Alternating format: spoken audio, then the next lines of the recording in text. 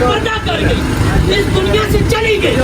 या रसूल अल्लाह, मैं पूछना ये चाहता हूँ कि मैं अपनी माँ की तरफ से कोई चीज सदका करूँ तो क्या मेरा ये सदका करना मेरी माँ को कुछ फायदा पहुँचा सकता है? सुभान अल्लाह। सरकार ने साथ फरमाया, तू सदका कर, मेरे रब के करम का हाल ये है कि उस सदके का सवाब तेरी माँ को कब्र के अंदर भी अता फरमाएगा और उस सदके का सवाब तुझे भी अता फरमाएगा। सुभान अल्लाह। रब के करम का हाल ये है कि सदका एक बंदा करे, उस सदके का सवाब आगे 1000 बंदों को, लाख बंदों को उसका सवाब पहुंचाए। अल्लाह तबारक व तआला सबको एक तरह का सवाब उनकी कब्रों के अंदर। ये तो था कि किसी बंदे ने किसी की तरफ से साले सवाब दिया और सहाबी ने आकर सहाबी का ये अमल। अब सरकार का अपना अमल मुलाहिजा कीजिए, सरकार का अपना अमल मुलाहिजा कीजिए। पहली हदीस पाक का उसके रावी हजरत अली मुर्तज़ा करमल्लाहु तआला वजह, दूसरी हदीस पाक की राविया हजरत आयशा सिद्दीका रज़ियल्लाहु तआला अन्हा, और तीसरी हदीस पाक के रावी खादिमुर रसूल हजरत सैयदना अनस बिन मालिक रज़ियल्लाहु तआला अन्हु। 3 हदीस पाक के रावी, अल्फाज मुख्तलिफ, मफ़हूम एक ही है। मौला कायनात फरमाते हैं, बड़ी ईद का मौका आया, सरकार मदीना सल्लल्लाहु अलैहि वसल्लम ने मुझे हुक्म दिया कि ऐ अली जरा बाजार जाओ और एक जानवर लेकर आओ, और वह जानवर कैसा हो कि जो स्याह के अंदर चलता हो, स्याह के अंदर उठता हो, स्याह के अंदर बैठता हो, उसकी बुरा हालत है। मौला कायनात जो कि बाद में मदीना कुल इल्म है, सरकार ने फरमाया मैं इल्म का शहर हूँ, अली उस शहर का दरवाजा है। लेकिन मौला कायनात अर्ज़ करते या रसूल अल्लाह, मैं आपकी मुराद को समझ नहीं सकता।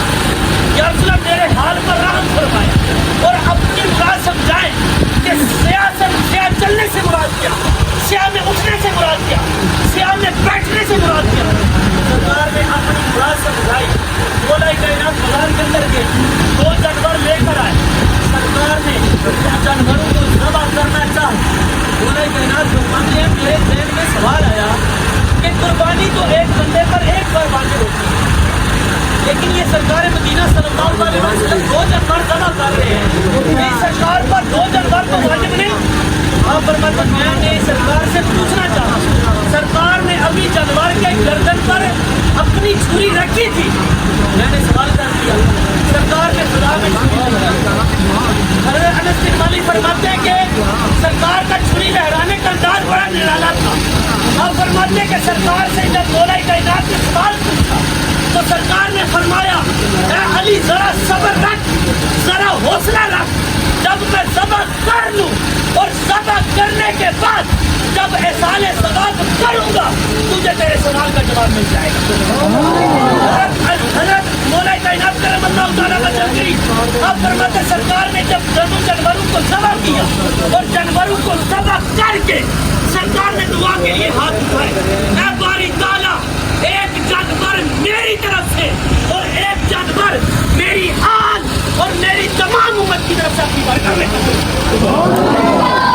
सरकार ने अपना अमल भी बताया कि मैं अपना अमल रहती दुनिया को बता रहा हूँ कि मैं अपने लिए भी सारे सवाल करता हूँ और मेरी जो उम्मत क़यामत तक आएगी उनके लिए भी मैं सारे सवाल कर सकता हूँ। और सरकार ने अपने चाहने वालों को अपने लिए सारे सवाल कर सकता हूँ। हुजूर मौला कायनात फरमाते, हुजूर मौला कायनात के एक शागिर्द हज़रत अनस रज़ियल्लाहु तआला आप फरमाते, बड़ी का मौका आया, मैंने देखा कि हुजूर मौला कायनात ने 2 जानवरों को ज़बह किया। मैंने वजह पूछी तो हुजूर मौला कायनात ने फरमाया कि जब सरकार के विसाल का वक़्त करीब आया तो सरकार ने मुझे अपने पास बुलाया और मुझे अपने पास बुलाकर सरकार ने साथ फरमाया, अली जब तक तेरी उम्र रहे, जब तक तू जिंदा रहे, 2 जानवर कुर्बानी के मौका पर ज़बह करना, एक मेरी तरफ से और एक अपनी तरफ। इससे क्या मालूम होता है कि इसाले सवाब करना ये कोई आजकल की इस सदी का या 2 सदियों पीछे का कोई आजकल के मौलवियों का ये कोई नया तरीका नहीं। بلکہ سرکار مدینہ صلی اللہ تعالی علیہ وآلہ وسلم کا اپنا طریقہ ہے کہ سرکار نے خود عمل کر کے دکھایا، لوگوں کو اس کا حکم دیا ہے، اور اپنے چاہنے والوں کو اپنی ذات کے بارے میں بھی سرکار نے احسان ثواب کرنے کا حکم بنا۔ یہ ہے عبادت مالیہ۔ اب سنو عبادت بدنیہ، کہ اس کا احسان ثواب بھی بندے کو اس کی قبر کے اندر پہنچتا۔ سرکار کی بارگاہ میں اس حدیث پاک کی راویہ حضرت عائشہ صدیقہ طیبہ طاہرہ، آپ فرماتی سرکار کی بارگاہ میں ایک صحابی آئے، آ کر عرض کرتے یا رسول اللہ صلی اللہ علیہ وسلم، میرے باپ کا انتقال ہو گیا ہے، لیکن میرے باپ پر حج فرض تھا، میرے باپ پر حج فرض تھا، اس نے حج نہیں کیا۔ یا رسول اللہ اسی طرح دنیا کے سے چلا گیا، یا رسول اللہ اب میں چاہتا ہوں کہ میں اپنے باپ کی طرف سے حج کروں، تو یا رسول اللہ کیا میں حج کروں تو میرے باپ کی طرف سے وہ فرض ادا ہو جائے گا، اس کے ذمہ جو فرض تھا اسے اس سے معافی مل جائے گی؟ تو سرکار مدینہ صلی اللہ علیہ وسلم نے نا بڑے پیارے انداز میں اس صحابی سے سوال کیا کہ اگر تیرے باپ پر کوئی قرض ہوتا تو وہ تو قرض اس کی طرف سے ادا کرتا تو کیا وہ قرض اس کے ذمے سے معاف ہو جاتا یا نہیں؟ صحابی عرض کرتے یا رسول اللہ معاف ہو جاتا۔ تو سرکار نے ارشاد فرمایا جس طرح وہ قرض تیرے باپ کے اوپر قرض تھا اس کے ذمے ادا کرنا ضروری تھا، لیکن وہ مر گیا، تو نے ادا کر دیا، باپ سے معاف ہو گیا، اسی طرح اب اگر تو اپنے باپ کی طرف سے حج کرے اس کا ثواب اپنے باپ کو پہنچائے تو تیرے باپ کے اوپر جو حج فرض تھا وہ اس کی طرف سے ادا کر دیا۔ سالے ثواب کرنا یہ کوئی آج کل کے بزرگوں کا طریقہ نہیں، یہ سرکار کا اپنا طریقہ، سرکار کے صحابہ کا طریقہ، اجماع امت ہے اس پر کہ اس سالے ثواب کرنا جس بھی حال میں۔ یہ ضروری نہیں ہے کہ بڑا سا اہتمام کیا جائے، ٹھیک ہے، کوئی بکرا پکایا جائے، موٹا گوشت پکایا جائے، پانی رکھ کر نہ بڑے ہوئے چنے رکھ کر اس پر بھی سالے ثواب کرو تو یہ سالے ثواب کرو۔ سالے ثواب کا مقصد کیا ہے؟ یہ بخشے مرے ہوئے کے لیے بخشش کی دعا کرنا، اس کے لیے بلندی درجات کی دعا کرنا۔ یہ جو ہے فلاں ہے بتاؤ جی، 7 ڈشاں رکھو جی، ٹھیک ہے، سوٹ بھی رکھو جی، پیسے بھی رکھو جی، یہ آج کل مولویوں نے طریقہ ہو سکنا ہے، شریعت شریعت میں اندر اتنا کوئی غلط نہیں، ٹھیک ہے، شریعت کے اندر کیا ہے کہ سالے ثواب کرو، مرے ہوئے نے واسطے بخشش کی دعا کرو، ٹھیک ہے، سوٹ رکھنا، 7 ڈشاں پوریاں کرنا، چھولے بھی رکھو جی، پراٹھا بھی رکھو جی، زنانی موئی ہے تو زنانی نہ سوٹ رکھو، جنا مویا تو جنے نہ سوٹ رکھو، پھر مولوی کے پیسے بھی دو، ٹھیک ہے، اس کی آپ خدمت کرنا چاہتے ہیں کریں، لیکن کیا ہے کہ یہ دعا کے اندر اسے لازمی قرار دینا یہ ضروری نہیں ہے۔ ضروری کیا چیز ہے؟ کچھ پڑھ کر اس کے لیے سارے ثواب کرنا ضروری یہ چیز۔ اور سرکار مدینہ صلی اللہ علیہ وسلم کی آخری چیزیں پڑھ، حضرت ابو ہریرہ رضی اللہ تعالیٰ عنہ اس حدیث پاک کے راوی اور کتاب کا نام ہے صحیح مسلم شریف۔ حضرت ابو ہریرہ فرماتے ہیں کہ سرکار مدینہ صلی اللہ تعالیٰ علیہ وآلہ وسلم نے ارشاد فرمایا کہ انسان جب اس دنیا سے چلا جاتا ہے تو اس کا نامہ اعمال منقطع ہو جاتا ہے۔ یہ 3 چیزیں ایسی ہیں کہ جو انسان دنیا میں یہ عمل کر جائے، مرنے کے بعد قبر میں اس بندے کو اس کا فائدہ پہنچتا رہتا ہے۔ بات سے کہیں گے سبحان اللہ، ارے تو سبحان اللہ، جس کا قواد نہیں کہ یہ ہو گیا تو سبحان اللہ۔ سرکار نے ارشاد فرمایا پہلا عمل یہ کہ وہ کوئی صدقہ جاریہ کر دے۔ پہلا عمل کیا کہ وہ کوئی صدقہ جاریہ کر جائے۔ صدقہ جاریہ کیا؟ کوئی مسجد بنوا جائے، کوئی مدرسہ بنوا جائے، کوئی سرائے بنوا جائے، یہ صدقہ جاریہ کہ انسان نے اپنی دنیا کے اندر اپنی زندگی کے اندر یہ عمل کر دیا، اب اگر دنیا سے چلا بھی گیا، مسجد بنوائی، جب تک لوگ اس مسجد میں نماز پڑھتے رہیں گے اس کو ثواب ملتا رہے گا۔ مدرسہ بنایا، مدرسے کے اندر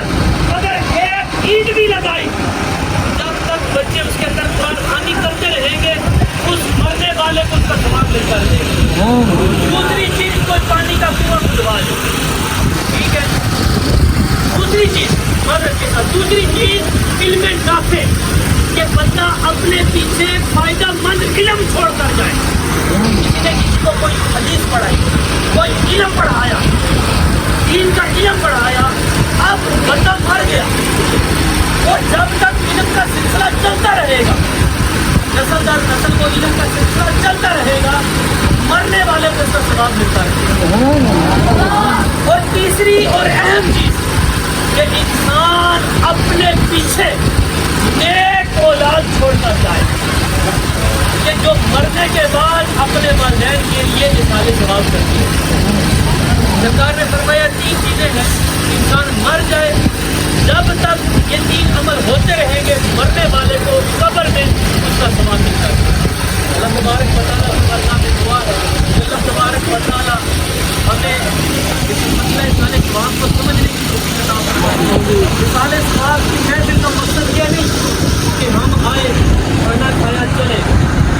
سارے ثواب کی محفل کا مقصد یہ ہے کہ ہم آئے ہیں تو کچھ پڑھ کر اس مرنے والے کے لیے سارے ثواب کریں. تو جب دعا کی جاتی ہے اس سے پہلے کہا جاتا ہے کہ جب کلمات پڑھ لے تو سب کو چاہیے کہ وہ کلمات پڑھ.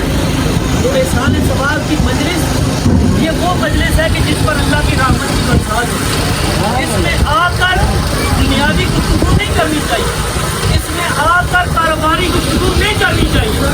جو فارغ وقت ہو اس فارغ وقت کے اندر بیٹھ کر اللہ کا ذکر کرنا چاہیے. ویسے تو کئی علاقوں کے اندر دیکھا ہے کہ وہاں پر یہ رواج ہے. رواج کیا ہے؟ رواج اچھا رواج ہے. وہ سارے محلے کے لوگوں کو بلاتے ہیں اور بلا کر کہتے ہیں کہ قرآن خوانی کرو.